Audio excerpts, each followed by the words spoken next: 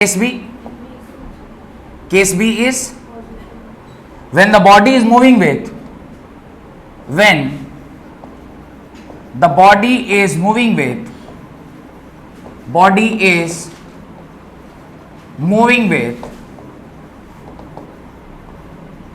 increasing acceleration. Body is moving with increasing acceleration. Acceleration increase कर रहा है. Acceleration कब इंक्रीज करता है? एक्सेलरेशन कब इंक्रीज करेगा? जब कंटिन्यूअसली स्पीड बढ़ता जाएगा. जब कंटिन्यूअसली स्पीड क्या होगा? बढ़ता जाएगा.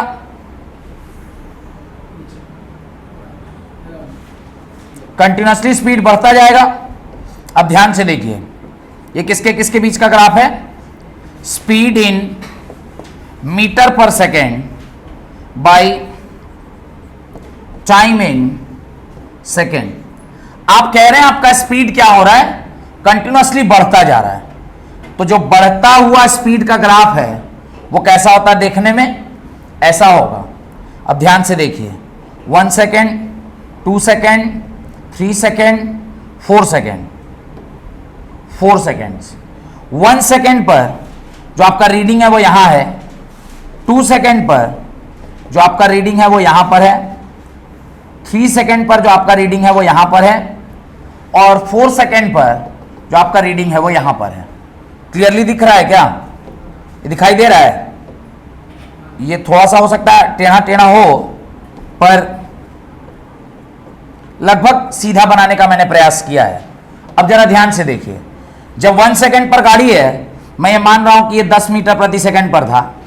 उसके बाद यहां पर 20 पर हो गया, यहां 40 पर हो गया और यहां 100 पर हो गया. 1 सेकंड में गाड़ी का स्पीड कितना है? 10 मीटर प्रति सेकंड. इंक्रीज इन स्पीड कितना का हुआ? 10 मीटर पर सेकंड का इंक्रीज हुआ. लेकिन जब सेकंड आया है, और यहां पे थोड़ा 1 मिनट है ना, 1 मिनट, यहां पर इसको 30 करना पड़ेगा. 30 तो 20 होगा, और इसको भी क्या करना होगा? इसको 60 कर देते. इसको क्या कर देते? 60. सेकंड में कितना का इंक्रीज हुआ है? 20 का. थर्ड सेकंड में कितना का इंक्रीज हुआ है? 30 का. और फाइनल सेकंड में कितना का इंक्रीज हुआ है? 40 का. आप देख सकते हैं कंटिन्यूअसली स्पीड क्या कर रहा है? इंक्रीज कर रहा है. कंटिन्यूअसली स्पीड इंक्रीज करेगा, चेंज इन स्पीड इंक्रीज कर रहा है ना. स्पीड इंक्रीज तो कर ही रहा है, चेंज इन स्पीड भी बढ़ रहा है. और चेंज इन स्पीड बढ़ेगा तो change in speed by change in time period gives you what? Acceleration. तो एक्सेलरेशन भी कंटिन्यूअसली क्या होता जाएगा? बढ़ता जाएगा. ऐसे भी एक बात से आप समझ सकते हैं, ये लाइनें मिटा दूंगा. अब एक और तरीके से आप इसको समझ सकते हैं. एक और तरीके से आप इसको समझ सकते हैं. देखिए ध्यान से, वो भी समझ में आ जाएगा क्या मैं कहना चाहता हूं. ये भी समझ में आ जाएगा. अब देखिए, कुछ नहीं करना है. हर एक पॉइंट पर आप क्या कीजिए? हर एक पॉइंट पर आप स्लोप निकाल लीजिए. जब 1 सेकेंड पे है तब वो कुछ स्लोप रहेगा उसका, θ1. सेकेंड पे कुछ स्लोप है, θ2. थर्ड सेकेंड पे कुछ स्लोप है, θ3. फोर्थ सेकेंड पे कुछ स्लोप है, θ4. ये कौन सा है? θ1, ये θ2, ये θ3 और ये θ4. इसमें कोई डाउट है?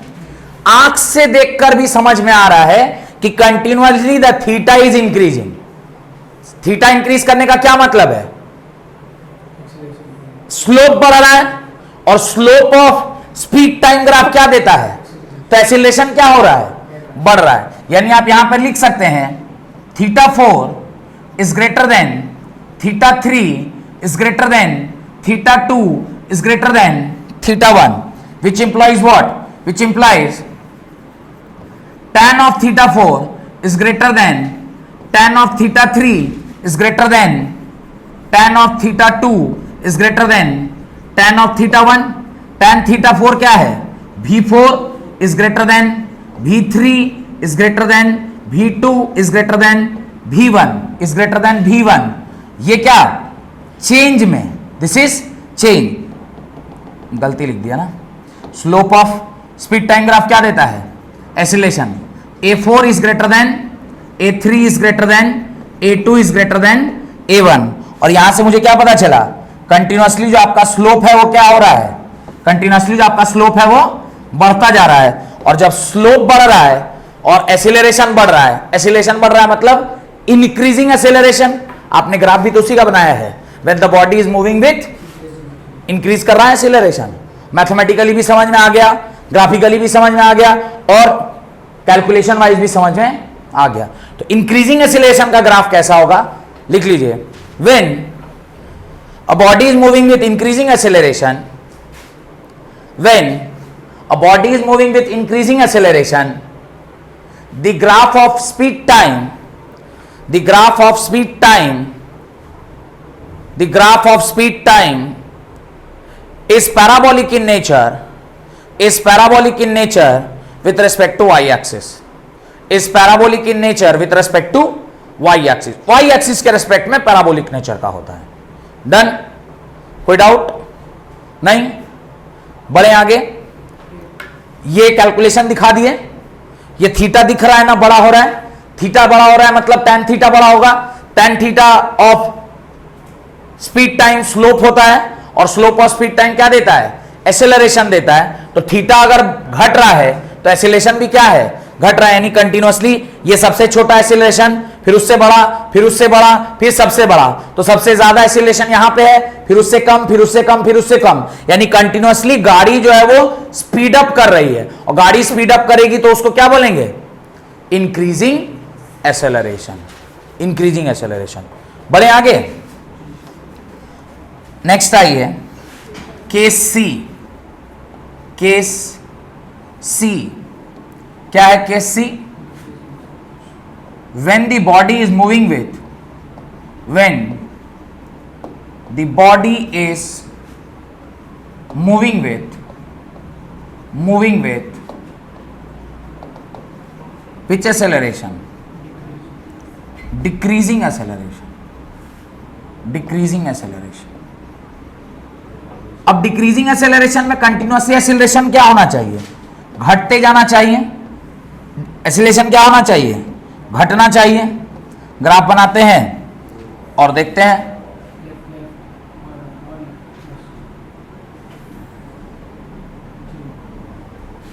अब देखिए, यह स्पीड इन मीटर पर सेकेंड और यह है टाइम इन सेकेंड्स। जो डिक्रीजिंग स्पीड होता है उसका ग्राफ कैसा होता है, ऐसा होता है। अब इसको आप समझ सकते हैं, 1 सेकेंड पे ये 1 सेकेंड, ये 2 सेकेंड, ये 3 सेकेंड और ये 4 सेकेंड। 1 सेकेंड पे ग्राफ कहां पे, यहां पे।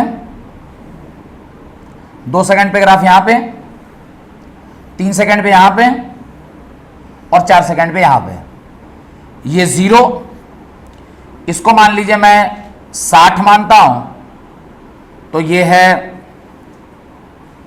80, 80 से थोड़ा ज्यादा करते हैं, ये है 90, इसको कर दिया 110 और इसको कर दिया 120। डन। ये बीच वाली लाइन अब मिटा रहा हूं, ठीक है, ये लाइन अब मिटा रहा हूं ताकि ये समझ में आ गया नहीं, करस्पॉन्डिंगली हमने ले लिया है। अब ध्यान से देखिए, ये 4 स्पीड है।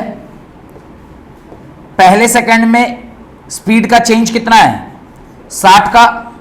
दूसरे सेकंड में स्पीड का चेंज कितना है, 30 का। थर्ड में कितना है, 20 का। और आखिरी में कितना है, 10 का। यानी चेंज इन स्पीड कंटिन्यूअसली क्या होता जा रहा है, घटता जा रहा है। अब इस चारों पॉइंट पर आप इस प्रकार से एक एंगल बना लें। चारों पॉइंट पे इस प्रकार से आप एंगल बना लें तो यहां पे ऐसा स्लोप बनेगा, this is θ1, this is θ2, this is θ3 and this is θ4। This is theta, ये θ4 है। क्लियरली आंख से दिखाई दे रहा है कि थीटा हमारा क्या हो रहा है, घटता जा रहा है। थीटा घट रहा है मतलब थीटा 4 सबसे छोटा है, फिर थीटा 3 है, फिर थीटा 2 है और फिर थीटा 1 है।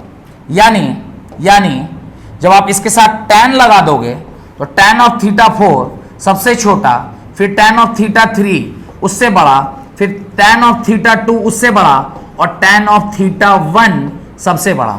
Slope of speed time graph आपको क्या देता है, एक्सेलरेशन, यानी a4 सबसे छोटा, फिर a3, फिर a2 और सबसे बड़ा a1। सबसे बड़ा क्या, a1, सबसे बड़ा है a1।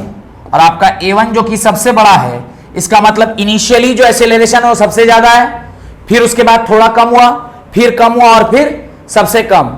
और आप पढ़ भी कौन सा ग्राफ रहे हैं, decreasing graph, decreasing acceleration. Decreasing acceleration means the आपका स्लोप भी स्लोली क्या होना चाहिए, घटते जाना चाहिए। tan थीटा स्लोली क्या हो रहा है, घट रहा है, तो उसका जो tan ऑफ थीटा है वो भी घट रहा है और एक्सेलरेशन भी कंटिन्यूअसली घटता जा रहा है। डन, कोई डाउट, लिखिए। when the body is moving with decreasing acceleration, when the body is moving with decreasing acceleration, when the body is moving with decreasing acceleration, the speed time graph, the speed time graph, the speed time graph is parabolic in nature with respect to x axis, is parabolic in nature with respect to x axis। Done, तो ये आपका graph आ गया,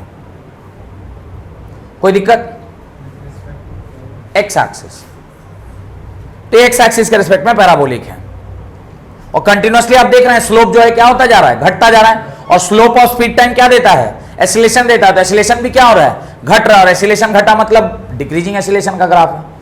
तो हम लोगों को ये cases याद रखने हैं कि अगर एट रेस्ट है तो on X axis, constant speed है पैरेलल टू एक्स एक्सिस, अगर कांस्टेंट एक्सीलरेशन है straight line passing through origin, अगर इंक्रीजिंग एक्सीलरेशन है तो parabolic with respect to Y, decreasing acceleration है parabolic with respect to X. यही तो, और इंक्रीजिंग और डिक्रीजिंग का ग्राफ तो डिस्टेंस में भी ऐसा ही था, इंक्रीजिंग और डिक्रीजिंग का ग्राफ तो वहां भी ऐसा ही था, तो इसलिए ये तो याद हो ही गया होगा। डन, नोट डालिए, एक बात लिखिए, the speed time and velocity time graph, the speed time and velocity time graph, the speed time and velocity time graph,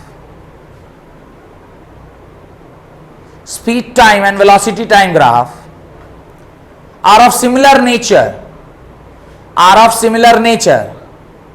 The only difference between them is, the only difference between them is the speed time graph, the speed time graph will lie in first quadrant, the speed time graph will lie in first quadrant, whereas the velocity time graph can lie in both first and fourth quadrant, can lie in both first and fourth quadrant, can lie in both